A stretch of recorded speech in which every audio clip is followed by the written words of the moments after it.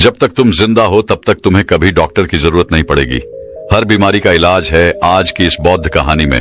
तो चलिए दर्शकों, कहानी की शुरुआत करते हैं। हम सभी लोग रात को खाना खाकर तुरंत सो जाते हैं।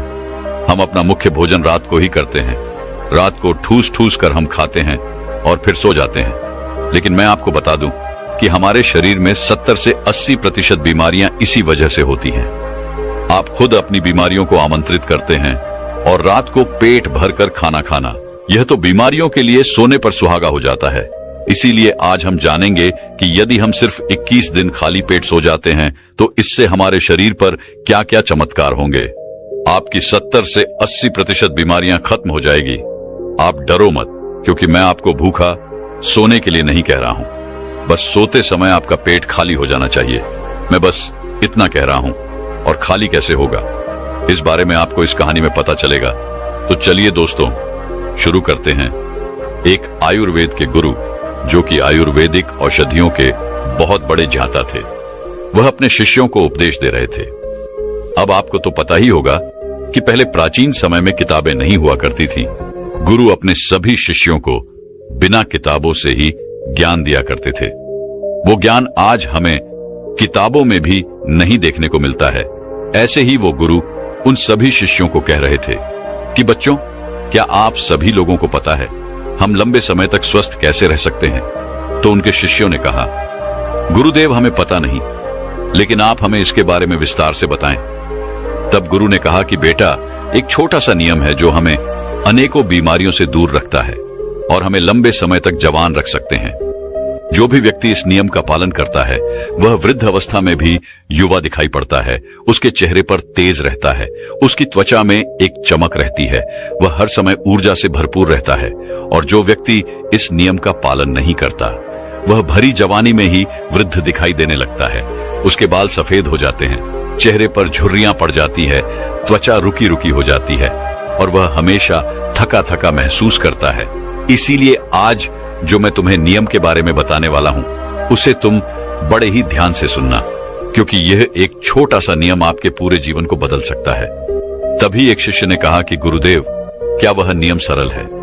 क्या उसे हम सभी आसानी से अपना सकते हैं?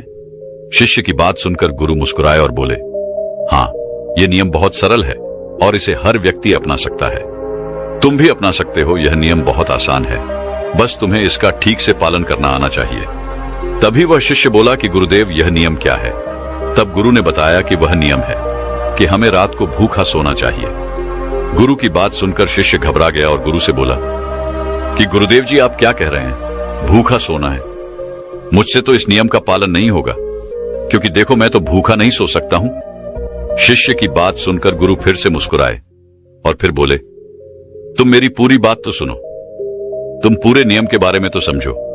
मैं तुम्हें थोड़ी कह रहा हूं कि तुम सुबह भोजन करो और इसके बाद भोजन ही ना करो और रात को भूखे सो जाओ। फिर गुरु ने सभी शिष्यों से कहा, अब आप सभी लोग मेरी बात को ध्यान से सुनो। और फिर गुरु ने बताना शुरू किया, अब तक आपने अपने जीवन शैली में जो भी बदलाव किए हैं, जिन नियमों का पालन किया है, उन सभी नियमों में जो आज का नियम है वह महत्वपूर्ण है। यह आपको बहुत अधिक लाभ देगा। यह नियम कोई कठिन नियम नहीं है, आप सरलता से इसका पालन कर सकते हैं। इसके लिए सबसे पहले आपको इस बारे में पता होना चाहिए कि हमारे शरीर में एक प्राण शक्ति होती है जो हमारे सभी कार्यों को संपादकीय करती है। जैसे कि जब हम भोजन करते हैं तो वह प्राण शक्ति हमारे भोजन को पचाने में लग जाती है। हम कोई दिमाग का कार्य कर रहे होते हैं तो उस समय वो प्राण शक्ति उस दिमागी कार्य को ठीक तरीके से संचालित करने में लग जाती है। जब हम दौड़ रहे होते हैं तो दौड़ने में भी हमारी जो प्राण शक्ति है वह कार्य करती है। वह प्राण शक्ति हमारे शरीर के हर कार्य को संपादित करती है। लेकिन यहाँ पर एक बात समझने वाली है कि प्राण शक्ति केवल एक समय में एक कार्य ही कर सकती है। अगर आप भोजन करते हैं और भोजन करने के तुरंत बाद अगर आप कुछ गहरी सोच में पड़ जाते हैं तो आपके पाचन तंत्र पर इसका प्रभाव पड़ेगा, क्योंकि जो प्राण शक्ति है वह पूरी तरीके से पाचन पर लग ही नहीं पाती है। उसे तो आपने बांट दिया। प्राण शक्ति का काम था कि जो भोजन आपने खाया है वो उसको पचाए, लेकिन आप तो गहरी सोच में डूब गए और प्राण शक्ति को एक नया काम मिल गया। अगर आप भोजन करने के बाद कोई शारीरिक परिश्रम करना शुरू कर देते हैं या फिर तेज तेज चलना शुरू कर देते हैं तो यह भी ठीक नहीं है, क्योंकि प्राण शक्ति जो पूरी तरह से पाचन पर लगनी थी, वह अब आपके तेज चलने पर खर्च हो रही है। इसीलिए आपको भोजन करने के बाद बहुत तेज नहीं चलना है, नहीं तो आपकी प्राण शक्ति आपके तेज चलने की तरफ आकर्षित हो जाएगी। इसीलिए आपको भोजन करने के बाद धीरे धीरे ही टहलना है। इसके बाद गुरु ने शिष्य से कहा कि यह तो तुम्हें समझ में आ गया होगा कि प्राण शक्ति एक समय में एक ही कार्य कर सकती है, लेकिन जब आप देर रात के भोजन से हमारे शरीर पर 3 प्रभाव पड़ते हैं। अब आप सभी इन 3 प्रभावों को ठीक से समझो। पहला प्रभाव जो हमारे शरीर पर पड़ता है वो यह है कि जो आपकी जठराग्नि होती है वह सूर्य के साथ काम करती है। यानी कि जैसे जैसे सूर्य का उदय होता है तो आपकी जो पाचन अग्नि है वह भी बढ़नी शुरू हो जाती है। दोपहर में वह बढ़ जाती है और संध्या काल में वह थोड़ी मंद पड़ जाती है। इसीलिए संध्या काल में हल्का भोजन करें और यही ठीक रहता है। और आपको भी यह ध्यान रखना होता है कि आपको शाम का भोजन सूर्य अस्त होने से पहले ही कर लेना चाहिए। पहले ही कर ले। अगर सूर्यास्त हो गया तो आपकी जो जठराग्नि है वह बिल्कुल कम हो जाएगी, और उस मंद जठराग्नि में जब आप भोजन करते हैं तो वह भोजन ठीक से नहीं पच पाता है। अगर आपने सात्विक भोजन भी किया होगा तो भी वह नहीं पचता है, क्योंकि उस समय जठराग्नि बंद थी। इसीलिए भोजन ठीक से नहीं पचता है और वह शरीर में लंबे समय तक पड़ा रहता है, ज्यादा समय तक रुका रहता है। इसकी वजह से वहां पर सड़न पैदा होने लगती है और वहीं सड़न हमारे लिए जहर का कारण बनती है, आपके शरीर के लिए हानिकारक होती है। इसीलिए आपको समझना है कि आप अगर सूर्य अस्त होने से पहले भोजन करते हैं और भोजन ठीक से पचता है। दूसरा प्रभाव जो आपके शरीर पर पड़ता है वह है रात्रि के समय जो आपकी प्राण शक्ति है वह हीलिंग में लगनी चाहिए। यानी कि शरीर में जो मरम्मत होनी है, शरीर में जो टूट फूट होती है, उसकी मरम्मत में प्राण शक्ति लगनी चाहिए। लेकिन अक्सर लोग क्या करते हैं, भोजन करते हैं और सो जाते हैं, जो बहुत ही गलत है। क्योंकि मैंने आपको पहले ही बताया कि प्राण शक्ति एक समय में एक ही कार्य करती है, लेकिन जब आप खाना खाकर तुरंत सो जाते हैं तो आपकी ये प्राण शक्ति पूरी तरह भोजन को पचाने में लगी रहती है और इस वजह से वह हीलिंग का कार्य जो है वह नहीं कर पाती है, शरीर की मरम्मत नहीं कर पाती है। और जब वह प्रक्रिया निरंतर चलती रहती है, यानी कि आप खाते हैं और सो जाते हैं, तो फिर बहुत सारी बीमारियां शुरू होने लग जाती हैं, क्योंकि आपके शरीर की मरम्मत हो नहीं पाती है। आपकी प्राण शक्ति ठीक से अपना कार्य नहीं कर पाती है, वह हीलिंग का, मरम्मत का कार्य नहीं कर पाती है और इसी वजह से अनेक बीमारियां पैदा हो जाती हैं। तीसरी प्रभाव जो हमारी शरीर पर पड़ता है वो ये है कि जब आप भोजन करने के तुरंत बाद सोने चले जाते हैं तो आपका दिमाग क्या कहता है कि मुझे तो नींद चाहिए, और आपका शरीर भी यही कहता है कि मुझे तो नींद चाहिए। लेकिन आपका पाचन तंत्र क्या कहता है कि मैं अभी सक्रिय हूं, तुमने मुझे काम दिया है, अब इस काम को मुझे करना है, तो आप भी जागते रहो, तभी तो मैं अपना कार्य ठीक से कर पाऊंगा। यानी कि 2 विरोधाभास स्थितियां पैदा हो जाती है। दिमाग की तरफ से तो सो जाओ और पेट की तरफ से जागो। ऐसी स्थिति में नींद गहरी नहीं हो पाती है और गहरी नींद ना होने के कारण शरीर को आराम भी नहीं मिल पाता है। आप सो तो जाते हैं 7 घंटे 8 घंटे, लेकिन सुबह उठने में आपको कठिनाई होती है, आप दिन भर ऊर्जावान महसूस नहीं कर पाते। और ऐसा इसलिए होता है क्योंकि रात भर प्राण शक्ति ठीक से शरीर की मरम्मत, शरीर की हीलिंग का काम नहीं कर पाई। आपकी जठर अग्नि, आपकी प्राण शक्ति पूरी तरह से पाचन तंत्र पर केंद्रित रहे, उसने पूरी रात भोजन को पचाने में ही अपना समय दिया और फिर जैसे आप सुबह उठते हैं तो उठते ही फिर कुछ खा लेते हैं। और इसी वजह से बार बार खाने से हमारी प्राण शक्ति पूरी तरह से पाचन पर ही लगी रहती है और शरीर के दूसरे कार्य मंद पड़े रहते हैं, जो कि शरीर के लिए बहुत जरूरी थे। ये 3 प्रभाव थे जो हमारे शरीर पर पड़ते हैं। अगर आप सूर्य अस्त होने के बाद भोजन करते हैं और भारी भोजन खाते हैं, इससे आपकी पाचन प्रणाली पूरी तरह से बिगड़ जाती है, खत्म हो जाती है और फिर आप इसे ठीक करने के लिए चूर्ण लेते हैं, अनेक प्रकार के तरीके अपनाते हैं, लेकिन जो स्वाभाविक प्रणाली है उस पर तो आप ध्यान ही नहीं देते हैं। स्वाभाविक प्रणाली जो परमात्मा ने आपको दी है, जिससे आपका शरीर खुद ही खुद को साफ कर लेता है, खुद ही खुद की बीमारियों को ठीक कर लेता है। फिर गुरु सभी शिष्यों से कहते हैं कि अब मेरी बात को ध्यान से सुनो। शरीर अपनी बीमारी अपने आप ठीक करेगा, लेकिन उसके लिए तुम्हें क्या करना है, इस बात को समझो। इसके लिए आपको 7 बजे से पहले अपना आहार ले लेना है। अगर आप 7 बजे से पहले भोजन कर लेते हैं तो उसके बाद आप 9-10 बजे तक सोने के लिए चले जाए तो आपके पास लगभग 3 घंटे का समय होता है। और जो यह 3 घंटे का समय होता है और इसमें जो भी आपने हल्का फुल्का भोजन किया है वह आपके पेट से नीचे उतरना शुरू हो जाता है, और उसका अर्थ पाचन भोजन ठीक से पच भी जाता है। यानी कि आपने 7 बजे भोजन किया तो आपका आधा भोजन 10 बजे पच गया, और जो बचा वो रात्रि के 1 बजे तक बच गया। और 1 बजे के बाद जो आपकी प्राण शक्ति है वह मरम्मत का कार्य करेगी, वह हीलिंग का कार्य करने लग जाएगी। फिर गुरु उन सभी शिष्यों से कहते हैं कि आपकी प्राण शक्ति अपने कार्य को ठीक तरीके से करे।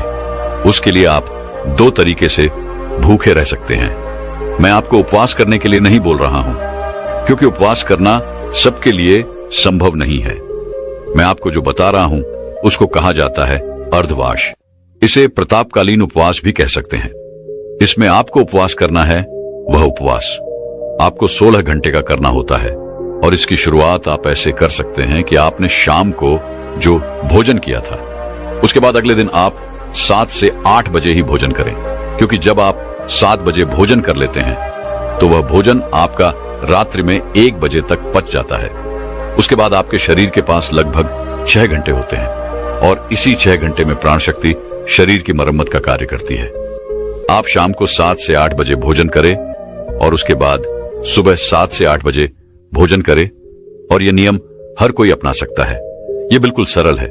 लेकिन अगर आप रात को 8, 9 या फिर 10 बजे भोजन खाते हैं तो आप अपने इस नियम को बदलें और 7 बजे भोजन खाना शुरू करें, क्योंकि यह छोटा सा नियम आपके जीवन में बड़ा बदलाव करेगा। दूसरी सारी चीजें बाद में, पहले अपने शरीर के स्वाभाविक प्रणाली को ठीक करना है। अगर आपको इस नियम से और भी ज्यादा फायदा लेना है तो आप शाम को 7 बजे भोजन कीजिए और उसके बाद सुबह 11 बजे भोजन करिए। अगर आप 7 से लेकर 11 बजे भोजन करते हैं तो आपके शरीर के पास 16 घंटे होते हैं, जिससे वो भोजन का पाचन भी करेगा और उस भोजन को पचाने के बाद वो रिपेयरिंग का काम भी शुरू कर देगा। इस प्रकार से जब आप अपने शरीर को आराम देते हैं, पाचन तंत्र को रिलैक्स होने का समय देते हैं, प्राण शक्ति को अपना कार्य करने देते हैं, तो यह प्राण शक्ति आपके पूरे शरीर को प्रभावित करेगी, पूरे सिस्टम को ठीक रखेगी, और आपको यह प्रभाव 16 से 21 दिन में दिखना शुरू हो जाएगा।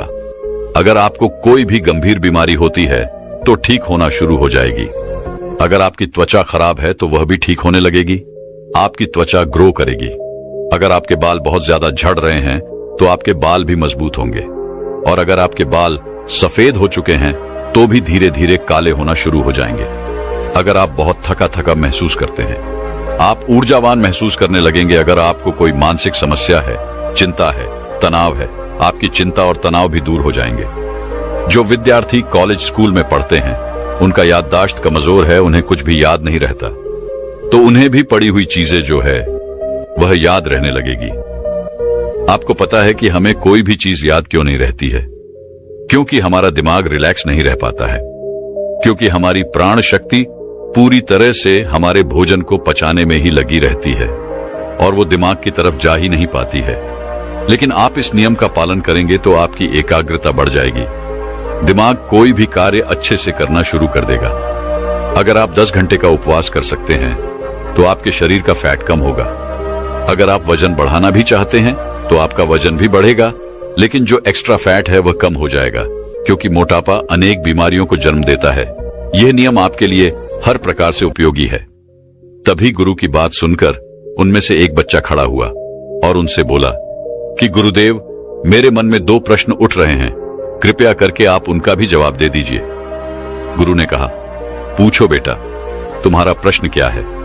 तब शिष्य ने कहा कि गुरुदेव, अगर हम शाम को 7 बजे भोजन करते हैं, उसके बाद हम 10 बजे तक सोने जाते हैं, तो अगर हमें बीच में भूख लगे तो हम क्या करें? शिष्य की बात सुनकर गुरु ने कहा कि बेटा, इसके लिए तुम्हें सबसे पहले यह समझना होगा, हमारे शरीर की प्रत्येक कोशिका का एक सिस्टम होता है। वह बाहर से कैलोरी लेती है जो हम भोजन खाते हैं उससे वह ऊर्जा का निर्माण करती है और उसी से हमारा शरीर भी चलता है। लेकिन अगर कोशिकाओं को निरंतर बाहर से आहार मिलता रहता है तो उसी से वह निरंतर ऊर्जा बनाती रहती है। लेकिन जब आप कुछ समय तक भोजन नहीं करते हैं तो बाहर कोशिकाओं को ऊर्जा मिलना बंद हो जाती है। तो ऐसी स्थिति में कोशिकाएं अपने अंदर जो वेस्ट मटेरियल पड़ा रहता है उससे ही ऊर्जा लेती है, चाहे वह गलत तरीके का प्रोटीन क्यों ना हो, कोई बैक्टीरिया ही क्यों ना पड़ा हुआ हो, वह उनका अवशोषण करके ऊर्जा का निर्माण करना शुरू कर देती है। इसी स्थिति में कोशिकाओं की सफाई होना भी शुरू हो जाती है और इस प्रक्रिया को ऑटोफैगी भी कहते हैं। और इस प्रक्रिया में यह होता है कि जो कोशिकाओं के अंदर एक संरचना होती है जिसे लाइफ सिस्टम कहा जाता है, लाइफ सिस्टम के अंदर कुछ एंजाइम होते हैं और ये एंजाइम जो वेस्ट मटेरियल कोशिकाओं के अंदर है उसका पाचन करके उससे ऊर्जा का निर्माण करना शुरू कर देता है। यानी कि आपकी कोशिकाएं जब उसे बाहर से ऊर्जा नहीं मिलती है तो वह आपके अंदर के वेस्ट मटेरियल को इकट्ठा करके उसी से ऊर्जा बनाती है। और इसी तरीके से हमारी शरीर की डिटॉक्स प्रणाली भी शुरू हो जाती है। और ये डिटॉक्स प्रणाली आप कुछ खाकर या कोई औषधियां लेकर शुरू नहीं कर सकते।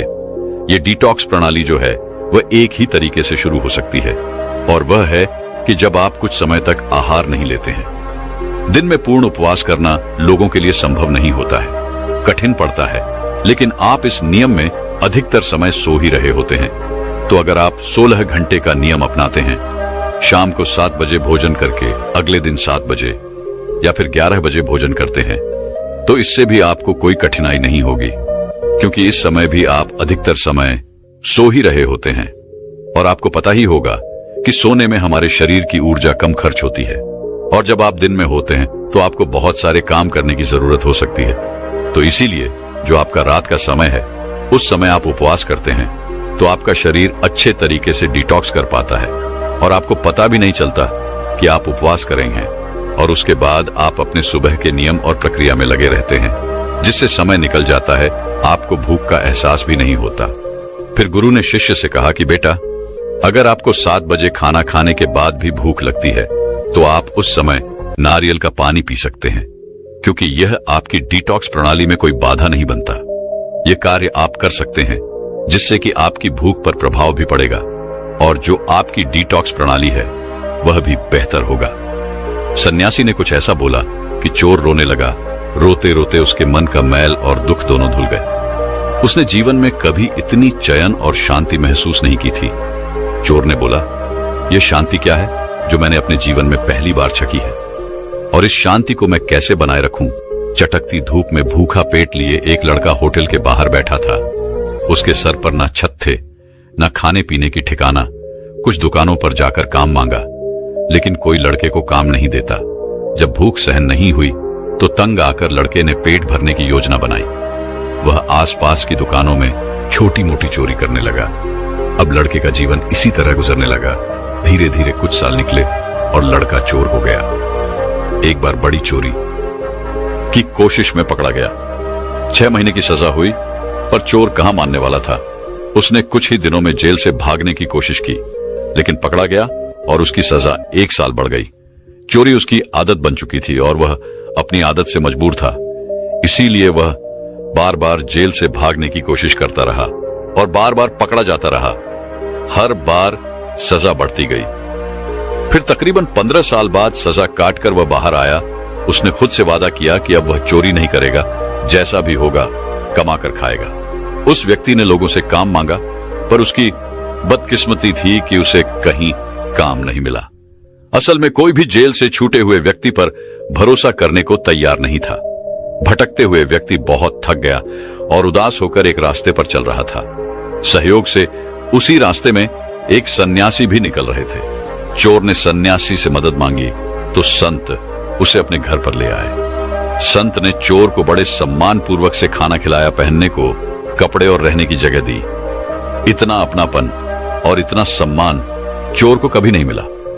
उसने विश्वास नहीं करा था कि एक ऐसा अजनबी के साथ कोई इतने अच्छे से बर्ताव कर सकता है। सन्यासी ने उसे समझाया, यह भगवान का घर है, यहां अच्छे बुरे सभी को शरण मिलती है। जीवन में कोई परिस्थिति बनती है, बचपन में कुछ अनहोनी हो जाती है, जिस कारण इंसान कुछ बातें सीख लेता है, कुछ सोच बना लेता है, जिस कारण उसका मन बदल जाता है। लेकिन सच यह भी है कि हम सब एक परमात्मा के बच्चे हैं। कहीं ना कहीं हम सब के मन में प्रेम और आनंद का दीपक जल रहा है। अब तुम आराम से सो जाओ, मैं कल ही तुम्हारे लिए आसपास कोई काम ढूंढ लूंगा। सन्यासी के शब्द सुनकर चोर के मन में उम्मीद जागी कि अब मैं ईमानदारी और स्वाभिमान का जीवन जीऊंगा। चोर ने सन्यासी के पैर पकड़कर कहा, आपसे मिलकर मेरा जीवन धन्य हो गया। लंबे अरसे के बाद व्यक्ति का मन शांत हुआ, जिस कारण से उसे कुछ ही देर में गहरी नींद आ गई। अब व्यक्ति संत के साथ ही रहने लगा, लेकिन 3-4 दिन निकलते निकलते पुरानी आदतें उस पर हावी होने लगी। व्यक्ति की नजर बार बार कमरे में रखे कीमती सामान पर पड़ जाती है। एक रात अचानक व्यक्ति की आंखें खुली, अंदर से आवाज आई, यहां बहुत सारा सामान है, लेकर उड़न छू हो लेते हैं। उसने खुद पर नियंत्रण किया, लेकिन जब मन उस पर बार बार हावी हुआ तो वह कीमती सामान चादर में लपेटकर निकल भागा। चलते चलते चोर के मन में बार बार विचार आ रहा था कि जिस इंसान ने तुम्हें प्रेम और सम्मान दिया, तुमने उसी को धोखा दिया। चलो वापस लौट चले। लेकिन शर्म के कारण वह मुड़ ना पाया और आदत के कारण चलता रहा। चलते चलते सुबह हो गई, लेकिन बदकिस्मती से रास्ते में कुछ गांव के लोग मिल गए। लोगों ने पहचान लिया। एक व्यक्ति ने कहा, अरे यह तो वही चोर है जो पिछले 3-4 दिनों से उस सन्यासी के साथ रह रहा है। यह इतना सारा सामान लेकर कहां जा रहा है? जरूर इसने चोरी की है। गांव वालों ने तुरंत व्यक्ति को पकड़ लिया और संत को बुलावा भेजा।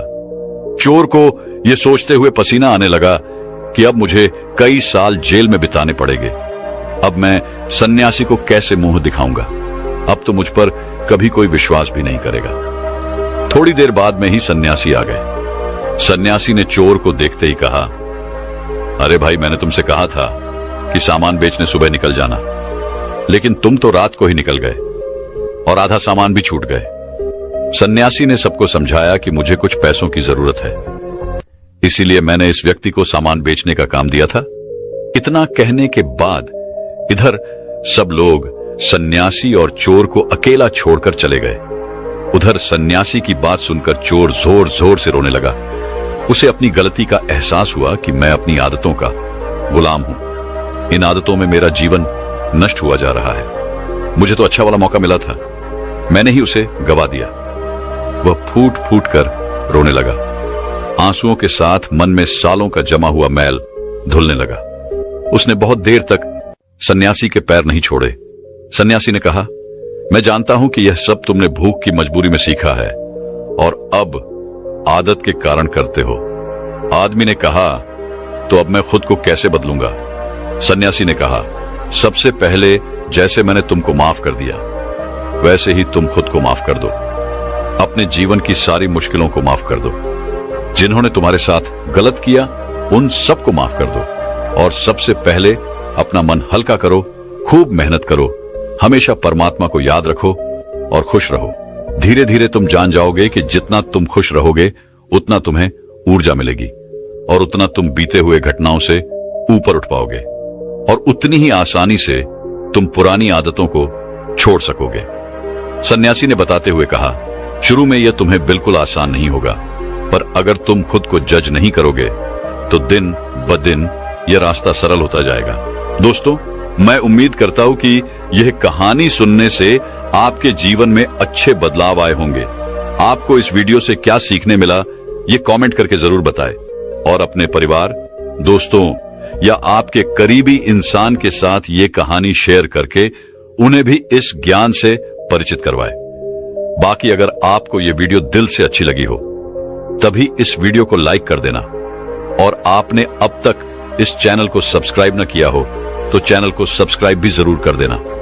आपका हर दिन शुभ हो और खुशियों से आपका जीवन भरा रहे। धन्यवाद। नमो बुद्धाय।